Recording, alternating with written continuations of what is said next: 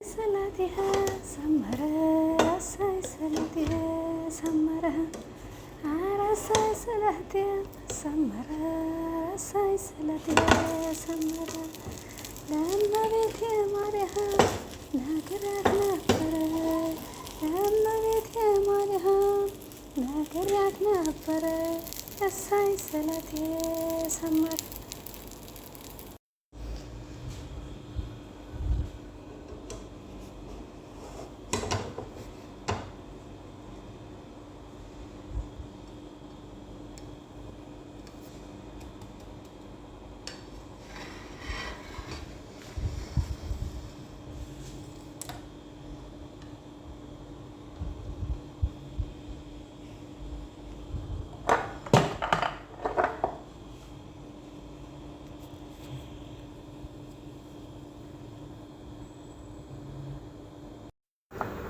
የመብርሃን ወዳጆች የእመቤቴ አክባሪዎች የአዛኝቷ የወላዲት አምላክ የወላላይቷ የአይጠና ሆዲቷ ወዳጆች በሙሉ እንኳን አደረሳችሁ ለእመቤታችን ክብረ በዓል። እንኳን አብሮ አደረሰን።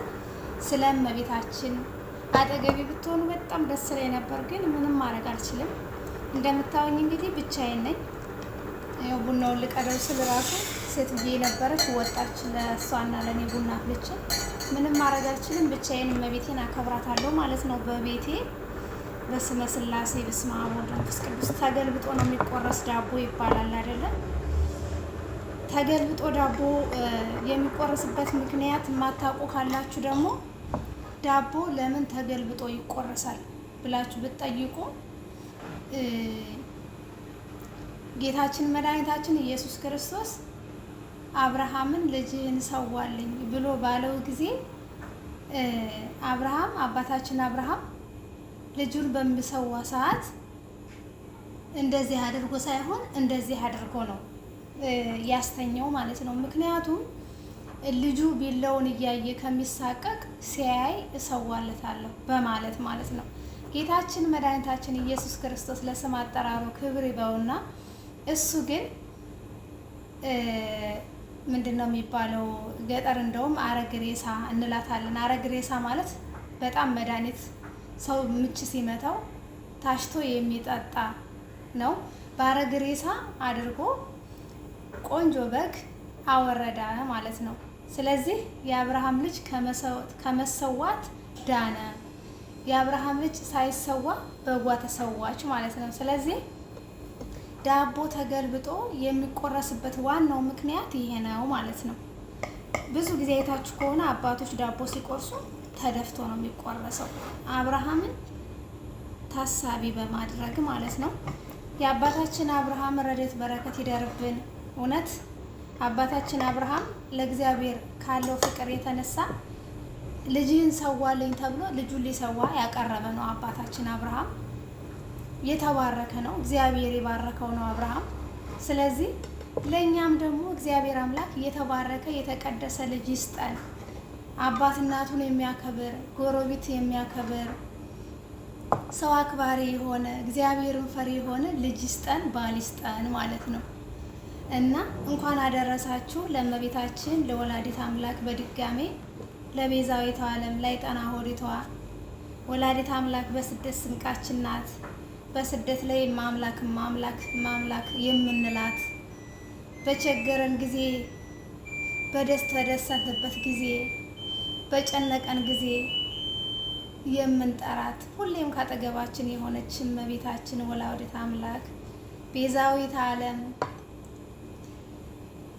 በሰላም ደግሞ ለሀገራችን ታብቃን። የዛሬ ዓመት ደግሞ ሀገሬ ገብቼ እንደዚህ ለማክበር ከቤተሰቦቼ ጋር ለማክበር ያብቃኝ። እውነት እንደዚህ ብቻዬን አክብሬ የዛሬ ዓመት ደግሞ ከቤተሰቦቼ ጋር ለማክበር ያብቃኝ። ባለሙያ ነኝ አይደል? በነገራችን ላይ ባለሙያ ነኝ። እኔ ራሴን ቆልል ለማድረግ ፈልጌ ሳይሆን ባለሙያ ነኝ ማለት ነው። ይሄ የማይደበቅ ነገር ነው። እውነቴን ነው የምላችሁ። ዳቦ ኬክ ነው፣ ኬክ ማርያምን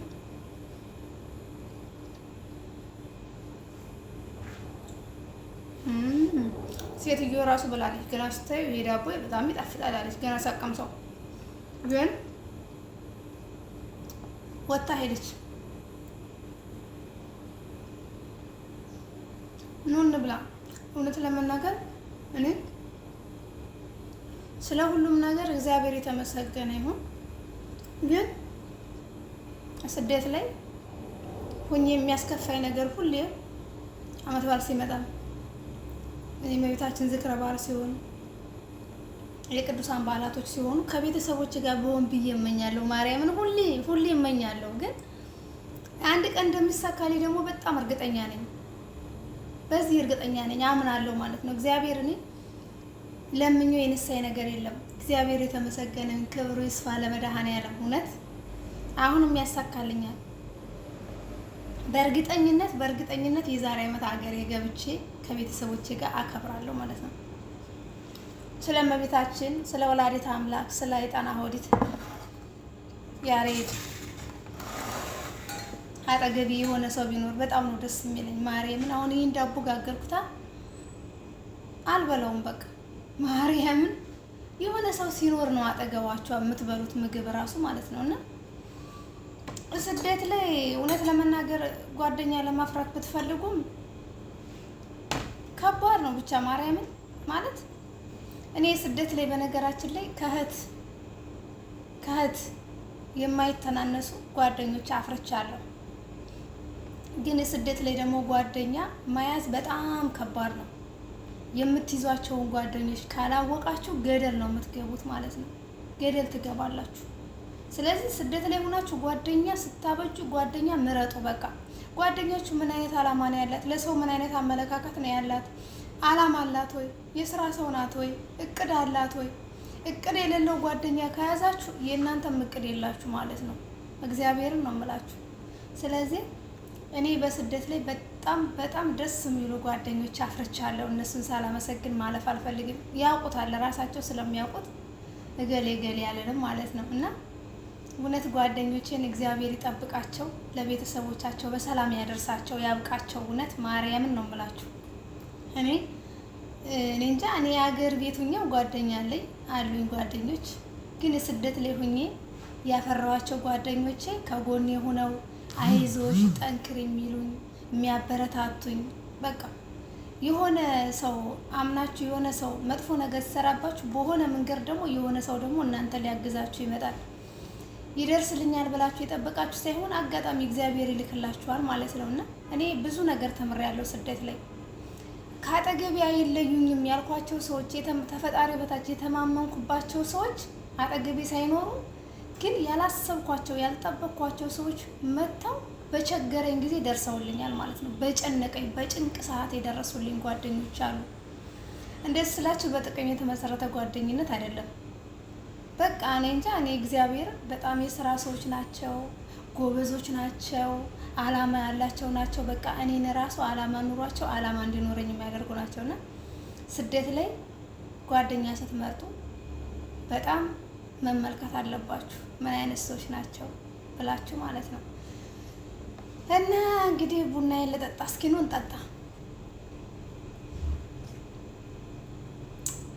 ቡናው ቀዝቅዟል። እኔ በነገራችን ላይ ትኩስ ቡና ጠጥቼ አላውቅም፣ አልለመደብኝም። ትናንትና የሚገርማችሁ ማለት ነው እግዚአብሔር ምስክሬ ቡና ፈለውና 3 ጊዜ አሞኩትኝ ማለት ነው። 3 ጊዜ አሞኩት። ልክ በአራተኛው ማለት ነው በአራተኛው ደፋሁት። ምክንያቱም ለምን እንደደፋሁት ታውቃላችሁ? በአራተኛው ጥጄው ሄድኩና ላሞቅ ረሳሁት። ተንተክትቆ አልቋል። ከዛ ደፋሁት ማለት ነው።